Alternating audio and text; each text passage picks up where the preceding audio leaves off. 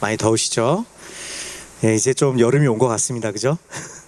예, 그동안 이렇게 한두 번씩은 6월 달부터 이렇게 더워져야 되는데 오히려 이렇게 딱 이렇게 날씨가 확 더워지지 않아서 여름이 언제 오나 그랬는데 이제 여름이 온 것 같은 느낌이 서서히 듭니다. 제가 작년 이맘때쯤에 저희 교회에 처음 왔던 것 같은데 그 여름에 이 건물의 그 따뜻함이 제가 이렇게 생각나게 됐던 기억이 있습니다.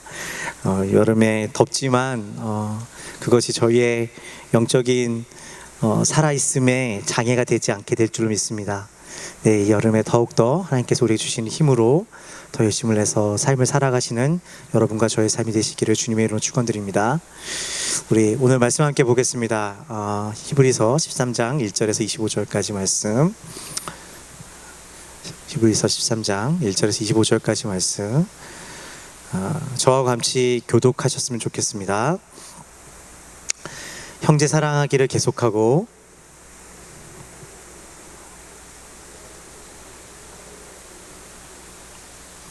너희도 함께 갇힌 것 같이 갇힌 자를 생각하고 너희도 몸을 가졌은즉 학대받은 자를 생각하라.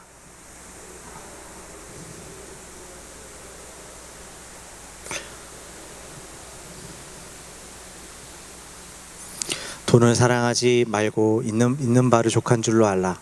그가 친히 말씀하시기를 내가 결코 너희를 버리지 아니하고 너희를 떠나지 아니하리라 하셨느니라.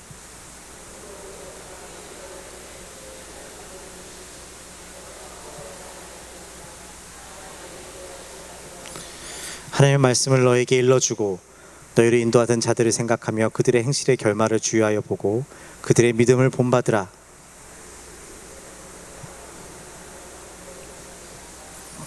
여러 가지 다른 교훈에 끌리지 말라. 마음은 은혜로서 굳게 함이 아름답고 음식으로서 할 것이 아니니 음식으로 말미암아 행한 자는 유익을 얻지 못하였느니라.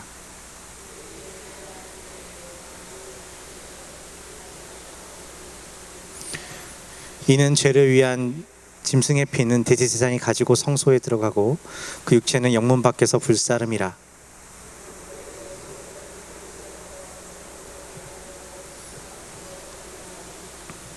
그런즉 우리도 그의 치욕을 짊어지고 영문 밖으로 그에게 나아가자.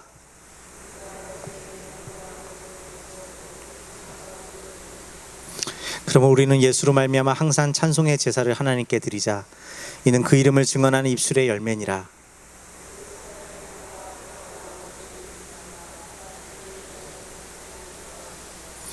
너희를 인도하는 자들에게 순종하고 복종하라. 그들은 너희 영혼을 위하여 경성하기를 자신들이 청산할 자인 것 같이 하느니라. 그들로 하여금 즐거움으로 이것을 하게 하고 근심으로 하게 하지 말라. 그렇지 않으면 너에게 유익이 없느니라.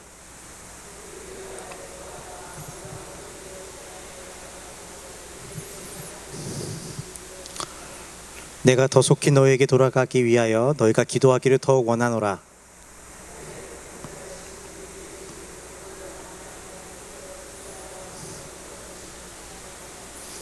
모든 선한 일에 너희를 온전하게 하사 자기 뜻을 행하게 하시고 그 앞에 즐거운 것을 예수 그리스도로 말미암아 우리 가운데 이루시기를 원하노라. 영광이 그에게 세세 무궁토록 있을지어다. 아멘.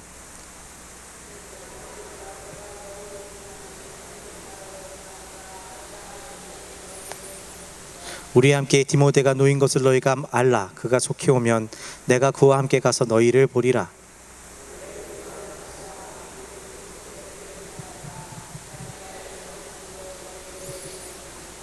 은혜가 너희 모든 사람에게 있을지어다. 아멘. 히브리서의 마지막 말씀은 이렇게 끝나고 있습니다. 은혜가 너희 모두에게 있을지어다. 이 은혜가 여러분 모두에게 있게 되시기를 주님의 이름으로 축원드립니다. 히브리서 기자가 쓰고 있는 이 말씀에 받았던 그 유대 공동체에 썼던 그 하나님의 마음이, 그 은혜가 또 이 보스턴 땅에서 살아가고 있는 여러분 모두에게 있게 되시기를 주님의 이름으로 축원드립니다. 오늘 말씀은 히브리서의 결론에 해당하는 말씀입니다.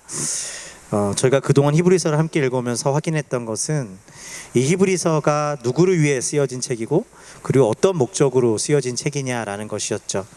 우리가 얼핏 보기에 히브리서는 어떤 교리적인 이야기를 하고 있고, 어떻게 보면 때로 좀 어려운 이야기를, 예수께서 대제사장이시며 또 우리가 어떤 관계가 있는지에 대한 조금은 난해한 이야기를 하고 있는 것처럼 보이지만, 우리가 이 말씀이 쓰여지고 있는 상황과 그 목적과 그 수신자의 모습을 알면 조금 더 이 말씀의 목적을, 그리고 이 말씀이 말씀하시고자 하는 것을 조금 더 쉽게 이해할 수 있지 않을까 생각하게 됩니다.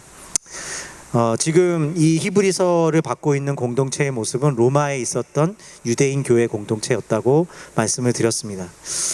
로마에 있어 이방 땅에서 유대인으로 살아가는 이 교회 공동체에게는 두 가지 문제가 있었죠. 하나는 같은 유대인 동족들로부터도 그들이 예수 그리스도를 섬겼기 때문에 마치 이단이라고, 그리고 하나님을 섬기지 않는 민족의 배신자라고 하는 이 낙인이 찍혀 있었고, 또 세속에서는 어리석은 종교를 믿는 자들이라고 계속해서 어떤 이런 멸시와 공격을 받고 있었던 것이죠. 지금 이 모든 것을 통해서 고난 가운데 있는 그리스도인들에게 이 히브리서의 말씀은 어떻게 하면 그러한 운명과 어떤 그러한 불행을 피할 수 있느냐가 아니라, 그리스도인들에게 너희의 운명이 무엇이냐라는 것을 이야기하고 있다고 말씀을 드렸습니다. 고난 가운데 있는 이 성도들에게 다른 어떤 위로가 아니라 이 성도들에게 그리스도인으로서의 운명이 무엇인가를 이야기하고 있다는 것은 아주 특별한 의미를 가지고 있습니다. 이것은 미래를 안다는 의미가 아니라 지금 우리가 겪고 있는 이 고난이 언제 끝날까, 혹은 어떻게 풀려질까가 가는 것도 아니었습니다. 예수 그리스도로 말미암아 우리 가운데 일어난 일에 대한 이야기입니다. 그 예수 안에서 하나님께서 우리를 이끌어 가시기로 작정한 것이 무엇인가, 예수 안에서 이미 이루신 일이 무엇인가, 이것을 때로는 언약이라는 말로, 때로는 제사라는 말로 그것을 이렇게 이야기하는 것을 알 수가 있는 것입니다. 우리가 히브리서 말씀을 계속해서 읽다 보면 한 가지 핵심적인 단어를 찾을 수가 있는데, 그것은 단번에 들이심이라고 하는 단어입니다. 우리 히브리서 10장 10절에서 14절까지 말씀인데요. 아마 PPT에는 없을 터인데 제가 대신해서 읽도록 하겠습니다. 히브리서 10장 10절에서 14절까지 말씀을 제가 읽겠습니다. 이 뜻을 따라 예수 그리스도의 몸을 단번에 들이심으로 말미암아 우리가 거룩함을 얻었노라. 제사장마다 매일 서서 섬기며 자주 같은 제사를 드리되 이 제사는 언제나 죄를 없게 하지 못하거니와 오직 그리스도는 죄를 위하여 한 영원한 제사를 드리시고 하나님 우편에 앉으사 그 후에 자기 원수들을 자기 발등상이 되게 하실 때까지 기다리시나니 그가 거룩하게 된 자들을 한 번의 제사로 영원히 온전하게 하셨느니라. 이 말씀을 보니까 이 제사의 특징, 예수 그리스도로 말미암아 지어진 제사의 특징을 두 가지로 얘기를 하는데, 하나는 단번에 드리셨다라는 것이고, 다른 하나는 그렇기 때문에 영원하다라는 것이었습니다. 다시 말해서 다른 제사들은 계속해서 드려지고 어쩌면 죄를 지을 때마다 드려지는 특징이 있었다면, 예수 안에서 드려진 제사의 특징은 단번에, 그리고 그 단번이란 말은 다시 드릴 필요가 없는 영원히 그 효력이 가지고 있는 영원한 제사라는 말로 표현하고 있는 것이죠. 그래서 10장 14절 말씀에 그가 거룩하게 된 자들을 한 번의 제사로 영원히 온전하게 하셨느니라 라는 말로 표현하고 있는 것을 볼 수가 있죠. 사실 이 말씀은 히브리서에만 강조되고 있는 말씀은 아닙니다. 우리 로마서나 베드로전서, 오늘 말씀 베드로전서 3장 18절 말씀에도 보면 이런 말씀이 있어요. 그리스도께서 단번에 죄를 위하여 죽으사 의인으로서 불의한 자를 대신하셨으니 이는 우리를 하나님 앞으로 인도하려 하심이라 라는 말씀이죠. 로마서에서 또 동일한 말씀이 나와 있습니다. 단번에 영원한 제사라는 것입니다. 그리스도께서 단번에 몸을 들이셨다, 다른 말로 영원한 제사를 드리셨다라는 이 말은 어떤 의미를 가지고 있는 것일까요? 왜 그토록 이 모든 성경의 저자들이 강조하고 있는 것일까요? 이게 단순히 어떠한 특정한 교리를 너희가 알아야 한다라고 말하고 있는 것일까요? 이 말은 사실은 되게 중요한 우리의 운명에 대한 이야기를 하고 있습니다. 그것은 하나님께서 우리의 운명을 예수와 함께 묶으셨다라는 것을 전제로 합니다. 다시 말해서 우리 모두는 예수와 함께 묶여서 죽은 자로 이제 예수와 함께 살고 있다라는 것입니다. 계속해서 우리가 죽어야 된다라는 말을 물론 성경에 나와 있지만, 그 말씀이 의미하는 바는 매일매일 내가 죄와 싸워서 뭔가를 이루어야 된다는 뜻이 아니라 이미 우리는 예수 안에서 죽은 자의 운명을 가지고 있다라는 말을 하고 있다는 것이죠. 다시 말해 우리 모두는 예수와 함께 묶여 있는 사람들입니다. 어느 누구도 예수 이 운명에서 그리스도의 것으로 부름받은 자들이라면 이 운명에서 벗어날 수 없습니다. 이것이 고난받고 있는 이 히브리 공동체, 이 유대인 공동체에서 왜 그렇게 중요한 이슈냐 하면 그들이 그 고난 가운데 걸어야 할 길이 여기에 달려 있었기 때문입니다. 아까도 말씀드렸지만 예수를 믿었던 유대인 공동체에는 두 가지 고난 가운데 껴있다고 말씀드렸죠. 하나는 다른 유대인 공동체로부터 너희가 왜 율법을 지키지 않느냐, 너희들은 배신자다, 너희는 뭔가 잘못하고 있기 때문에 그와 같은 고난을 겪고 있는 것이다 라는 말을 이야기했고, 다른 한편으로는 그와 같은 수모를 겪고 있었죠. 그러나 다른 한편으로는 세상으로부터는 너희가 고생하며 신앙하는 그 삶이 실질적으로는 어떤 보상을 너희 삶에 가져와 줄 수 있느냐, 그것에 대한 답을 스스로 낼 수 없었다는 데 있었을 것입니다. 그래서 너희가 진짜 옳으냐, 그러한 질문을 던진 유대인들과 그렇게까지 고생할 필요가 있어? 라고 말하는 세상 속에서 내가 옳은 이유를 찾게 하거나 우리가 겪는 고생의 근거와 보상을 세상에서 찾게 만드는 그러한 세상 속에 우리가 끼어 있다라는 것이죠. 그런데 그러한 고난 속에 있는 이 히브리서 저자는 우리에게 어떤 말을 하고 있냐면, 너희가 이미 예수의 것으로 죽임을 당했다라고 하는 말을 통해서 우리가 우리의 운명이 예수와 함께 있다, 다시 말하면 더 이상 너희가 너희 삶을 옳게 만들려고 증명할 필요 없다, 그러한 올무에 더 이상 묶이지 않아도 된다라고 말하고 있는 것입니다. 너희가 옳은 것, 너희가 그들보다 나은 것, 세상보다 너희가 우수한 것 증명하려고 살지 말아라. 이제 누구도 너희를 증명하는 어떠한 삶으로도 부름받지 않았다. 너희가 이미 예수와 함께 죽는 삶으로 죽지 않았느냐라고 말하고 있는 것입니다. 오늘 본문 말씀에도 이러한 말씀이 반복되고 있는 것을 볼 수가 있죠. 13장 9절에서 13절까지 말씀입니다. 제가 읽겠습니다. 13장 9절에서 13절까지 말씀. 여러 가지 다른 교훈에 끌리지 말라. 마음은 은혜로서 굳게 함이 아름답고 음식으로서 할 것이 아니니 음식으로 말미암아 행한 자는 유익을 얻지 못하였느니라. 우리에게 제단이 있는데 장막에서 섬기는 자들은 그 제단에서 먹을 권한이 없나니 이는 죄를 위한 짐승의 피는 대제사장이 가지고 성소에 들어가고 그 육체는 영문 밖에서 불사름이라. 그러므로 예수도 자기 피로써 백성을 거룩하게 하려고 성문 밖에서 고난을 받으셨느니라. 그런즉 우리도 그의 치욕을 짊어지고 영문 밖으로 그에게 나아가자. 여기서 말하는 다른 교훈이 무엇입니까? 뭐든 증명하려고 하는 유혹일 것입니다. 고난 가운데서 너희를 증명하라는 요구 앞에서 유대인 율법학자들이 그랬던 것처럼 어떤 특정한 음식을 먹지 않거나 내가 무엇을 하지 않는 것, 그리고 혹은 세상 사람들이 그랬던 것처럼 내가 다른 사람들이 먹지 못하는 그 음식을 내가 먹음으로써 그러한 부와 특권을 누리는 것으로 우리의 신앙을 증명하며 너의 존재를 증명하며 살지 말라라고 말하고 있는 것입니다. 우리 장막에서 섬기는 자와 같이 부름받은 우리는 그 제단에서 먹을 권한, 다시 말해서 우리의 삶을 증명할 필요가 없다는 것이죠. 히브리서 말씀은 계속해서 이렇게 이야기합니다. 짐승의 피는 대제사장이 가지고 성소에 들어가고 그 육체는 영문 밖에서 불사른다는 것입니다. 이것을 왜 이야기하고 있는 것입니까? 우리의 생명은 그리스도와 함께 이미 성소에 들어간 바 되어서 불사른 바 되었다는 것이고, 이제 이 땅에서의 삶은 성문 밖에서 이미 죽은 자로서 예수와 함께 태워지는 삶을 살아간다는 것입니다. 16절에 히브리서 기자는 그리스도의 운명이 이미 바로 제사로 드려지는 삶이라고 이야기하고 있는 것이죠. 그렇다면 구체적으로 그러한 인생, 우리가 예수와 함께 죽고 이제 그렇게 운명 지어진 우리의 삶은 어떻게 사는 것입니까? 예수와 함께 죽었던 우리의 삶이 어떤 모습으로 드러날 수밖에 없느냐? 영문 밖으로 나가는 그 인생은 어떠한 모습이냐? 그 말씀을 1절에서 5절 말씀에 기록하고 있는 것을 볼 수가 있습니다. 형제 사랑하길 계속하고 손님 대접기를 잊지 말라. 이로써 부지 중에 천사를 대접한 이들이 있었느니라. 너희도 함께 갇힌 것 같이 갇힌 자를 생각하고 너희 몸을 가졌은즉 학대하는 자를 생각하라. 모든 사람은 견혼을 귀히 여기고 침소를 더럽히지 않게 하라. 음행하는 자들과 가늠하는 자들은 하나님이 심판하시리라. 돈을 사랑하지 말고 있는 바를 족한 줄로 알아. 그가 친히 말씀하시기를 내가 결코 너희를 버리지 아니하고 너희를 떠나지 아니하리라 하셨느니라. 이 말씀을 읽으면 그렇구나, 이렇게 이런 문제를 지키며 사는 것이 그러한 삶이구나라고 그냥 간단하게 넘어갈 수 있는데, 조금 더 깊이 생각하면 이 문제는 저에게 좀 당황스럽게 느껴지게 합니다. 그 이유는 의외로 그러한 예수님과 함께 죽었던 우리의 삶의 모습이 굉장히 평범한 일상의 모습을 묘사하고 있는 것처럼 보여지기 때문입니다. 그리스도와 함께 묶인 우리의 삶의 모습이 의외로 평범한 모습으로 이 히브리서 기자는 그려지고 있는 것이죠.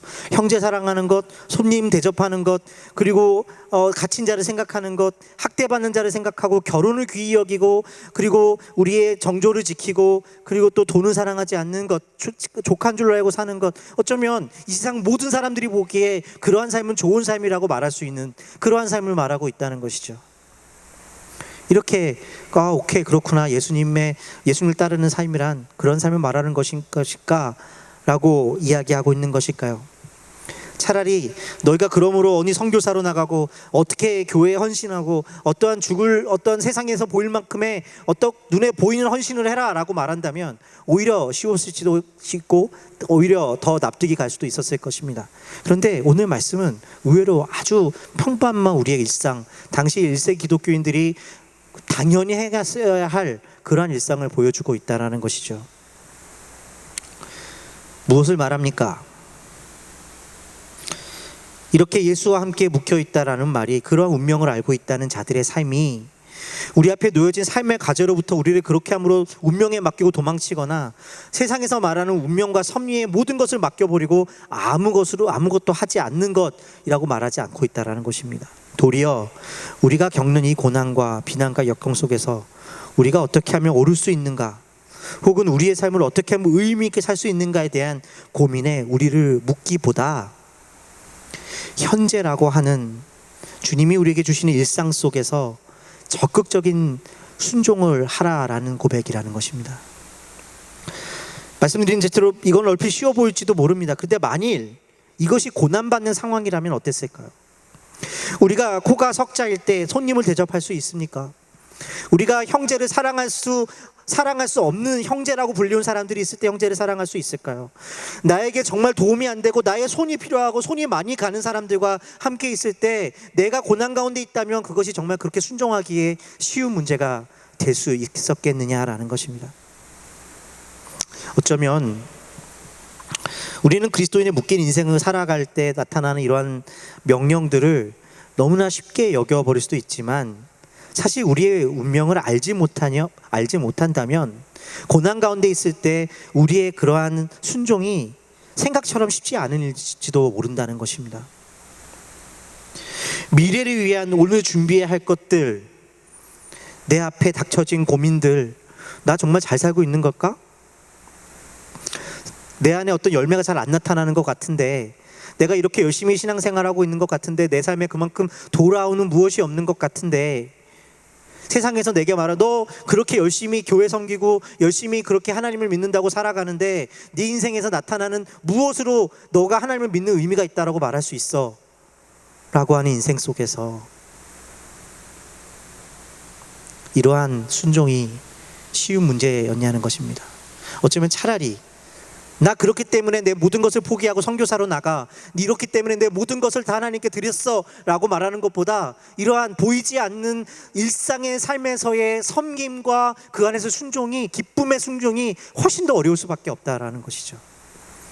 그런데 히브리서 기자는 너희가 복음을 알았느냐? 너희가 예수와 함께 운명 지어졌음을, 너희의 오름이 아니라 너희가 이미 예수와 함께 죽었음을 알았느냐? 그렇다면 현재를 살 수 있는 능력을 가져라 라고 말하고 있는 것입니다. 오늘 당장 준비할 것 같듯 내 앞에 닥쳐진 고민들, 알 수 없는 미래라는 현실 속에서 이해관계를 넘어서 오늘 형제를 기뻐하며 사랑한다는 것, 손님을 기쁨으로 대접하며 산다는 것은 어쩌면 정말로 어려운 일일지도 모릅니다. 목사가 되고 선교사가 되는 것보다 훨씬 더 그 일상 속에서 하나님을 섬기다고 하는 것은 더 우리에게 믿음을 요구하는 것일지도 모른다는 것입니다. 그러나 하나님께서 우리를 예수와 묶으시고 단번에 죽으셨다는 이 복음의 능력은 우리로 그런 확장된 일상을 기쁨으로 감당하게 하는 능력이 된다는 것입니다. 하나님이 거기에 계시기 때문입니다. 오늘 18절의 말씀을 보시면 히브리서 기자는 마지막으로 이렇게 기도하고 있죠. 우리를 위하여 기도하라. 우리가 모든 일에 선하게 행하려 함으로 우리에게 선한 양심이 있는 줄을 확신하노니 라고 기도합니다. 우리를 위하여 기도하라라고 하는 그 기도의 내용에 대해서 이런 말씀이 쓰여져 있는데, 가만히 보면 이게 정말 어떤 기도 제목을 말하고 있는 것일까 의아하게 생각하게 됩니다. 새 번역으로 이 말씀을 읽어보면 이렇게 번역되어 있습니다. 우리를 위하여 기도하여 주십시오. 우리는 양심에 거리끼는 일이 한 점도 없다고 확신합니다. 모든 일에 바르게 처신하려고 합니다. 얼핏 보면 이거는 말은 기도 제목이 아니라 자기의 무죄, 내가 얼마나 떳떳한지를 증명하고자 하는 말 같습니다. 그런데 이 말씀이 본문에서는 기도 제목으로, 기도의 부탁으로 쓰여져 있음을 우리는 유의해야 할 것입니다. 그런 면에서 이 말씀이 뜻하는 바는 무엇이었을까요? 이러한 맥락 안에서 이 히브리서 기자의 상황에서 이 유대인 공동체의 상황에 비춰보았을 때 이 기도가 뜻하는 바는 무엇일지 생각해 보아야 할 것입니다. 유진 피터스 목사님께서 쓰신 메시지 성경 번역에 보면 이 말씀을 이렇게 아주 잘 풀어서 번역해 놓으신 것을 볼 수가 있죠. 우리를 위하여 기도해 주십시오.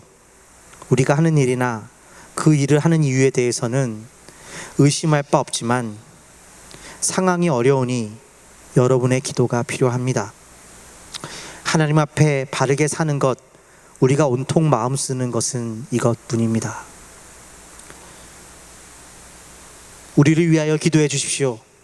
우리가 하는 일이나 그 일을 하는 이유에 대해서는 의심할 바 없지만 상황이 어려우니 여러분의 기도가 필요합니다. 하나님 앞에 바르게 사는 것, 우리가 온통 마음 쓰는 것은 이것뿐입니다. 무엇던 기도 제목입니까? 지금 이 사람들이 17절의 말씀에 보면 그런 말씀이 나오죠. 17절의 말씀 보시면 너희를 인도하는 자들이 순종하고 복종하라. 그들로 하여금 즐거움으로 이 일을 하게 하라. 이것이 무엇이 말씀입니까? 그러한 목회자들이나 리더들에게 잘해라. 그래서 그들의 마음이 상하지 않게 하라는 말씀입니까?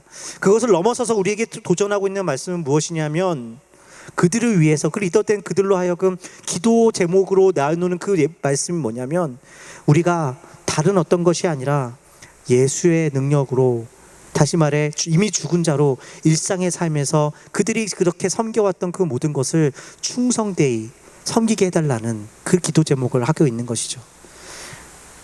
고난 가운데서 내 삶을 증명하려 하고, 내가 보이는 무엇으로, 내가 어디 그 사역과 그 모든 것으로 뭔가를 얻으려고 하는 그러한 사역이 아니라 오직 예수 때문에, 오직 예수의 능력 때문에, 나를 위해 나와 함께 죽으신 예수 때문에 그것과 예수와 함께 죽은 자의 삶으로 살아가는 것, 거기서 내가 어긋나지 않게 해달라고 이 리더들도 기도하고 있다는 것입니다.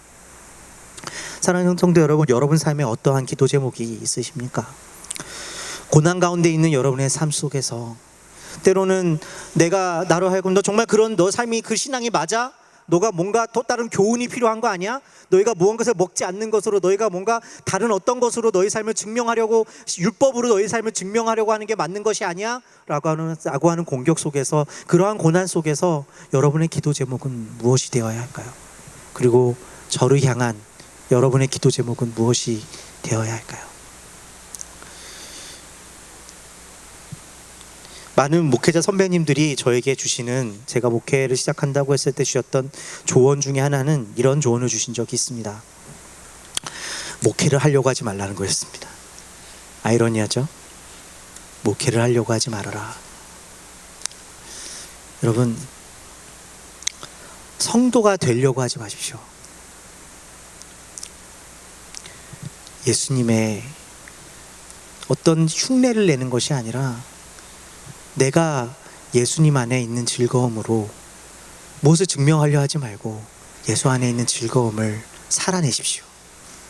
그것으로 여러분이 지금 하고 있는 손님 접대와 그 평범함의 삶 속에서 기쁨이 넘쳐나게 하십시오.